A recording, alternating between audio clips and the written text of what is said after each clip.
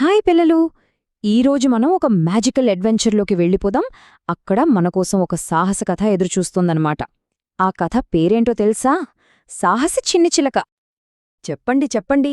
ఒక బుజ్జి హీరో, కాని తన మనసు మాత్రం చాలా పెద్దది. అలాంటి హీరో కథ వినడానికి రెడీయా? సూపర్! ఇంకెందుకు ఆలస్యం, పదండి కథలోకి వెళ్ళిపోదాం.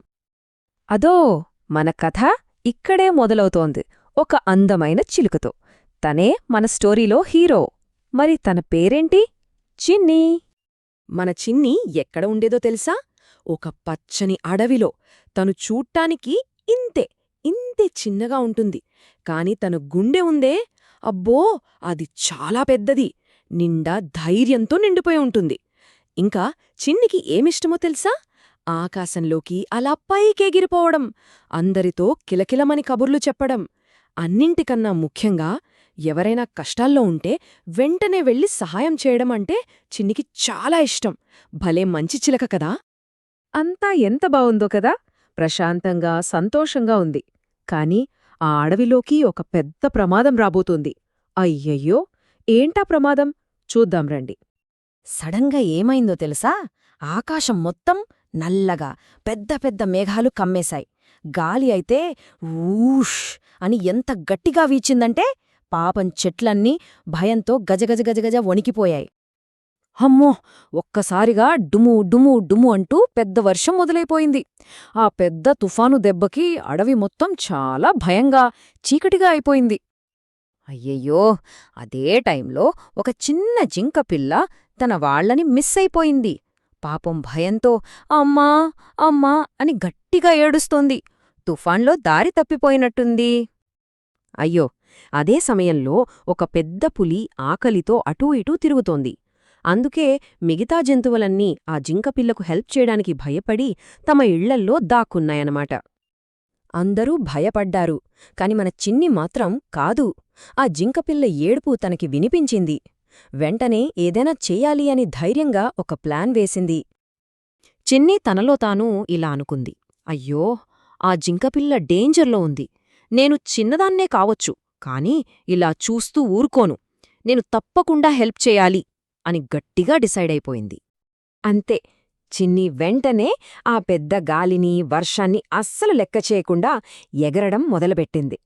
తన బుజ్జిరెక్కలు వణుకుతున్నా, కళ్లల్లో వర్షం నీళ్లు పడుతున్నా తను ఆగనేలేదు. ఎంత ధైర్యం కదా! కాని ఉన్నటుండి చెట్ల వెనుక నుండి గర్రర్ అని అరుస్తూ ఆ పెద్ద పులి బయటకొచ్చింది. అమ్మో! పులిని చూడగానే చిన్ని గుండె డ్రమ్ కొట్టినట్టు ఢక్ ఢక్ ఢక్ అని కొట్టుకోవడం మొదలైంది. చాలా భయమేసింది. కానీ అప్పుడే చిన్నికి ఒక సూపర్ థాట్ వచ్చింది. అదేంటంటే, ధైర్యం అంటే అస్సలు భయపడకపోవడం కాదట. భయమేస్తున్నా కూడా మనం చెయ్యాల్సిన పనిని ధైర్యంగా చేయడమే అసలైన ధైర్యం అని అనుకుని గట్టిగా ఊపిలి పీల్చుకుంది. వెంటనే చిన్ని తన బ్రెయిన్కి పని చెప్పింది. పులివైపు తిరిగి చాలా ధైర్యంగా గట్టిగా అరిచింది. హే, ఇచుడు, దమ్ముంటే నన్ను పట్టుకోజుద్దాం అని ఒక ఛాలెంజ్ విసిరింది. ఇప్పుడు మొదలైంది అసలైన యాక్షన్. మన చిన్ని ఆ అడవికే హీరోగా ఎలా మారిపోయిందో చూసేయండి మరి. ఇక్క చూసుకోండి, పులికెంత కోపం వచ్చిందంటే గర్రంటూ చిన్ని వెంటే పడింది. కాని మన చిన్ని చాలా క్లెవర్ కదా, అస్సలు దొరకలేదు. ఇలా కిందకి, అలా పైకి, ఇటువైపు అటువైపు జిగ్జాగ్గా ఎగురుతూ ఆ పెద్ద పులికి చుక్కరు చూపించేసింది. అలా ఎగిరి ఎగిరి పులిని అడవిలో చాలా లోపలికి తీసుకుపోయింది. ఈ గ్యాప్లో చిన్ని చేసిన సహాయం వల్ల ఆ చిన్న జింకపిల్ల సేఫ్గా తన మమ్మీ దగ్గరకు పరిగెత్తుకుంటూ వెళ్ళిపోయింది. హమ్మయ్యా, ప్రాబ్లం సాల్వ్డ్.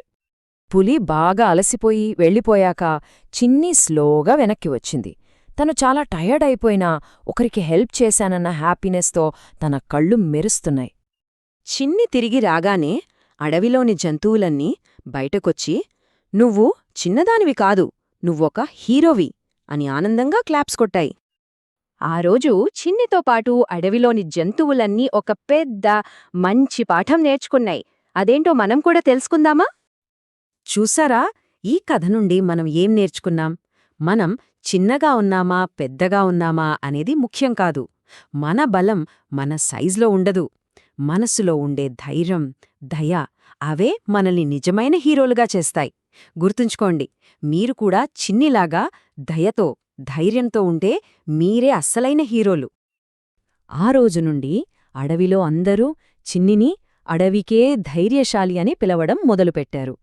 ఏనుగులు, సింహాలు లాంటి పెద్ద పెద్ద జంతువులు కూడా చిన్నిని చూసి చాలా గౌరవించేవి.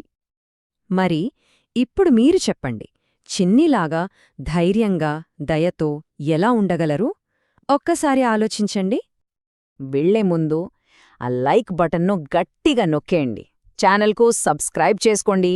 ఇంకా మాకు సపోర్ట్ చేయడానికి ఈ వీడియోను అందరితో షేర్ చేయండి. మరో మంచి కథతో మళ్ళీ కలుద్దాం. Bye bye.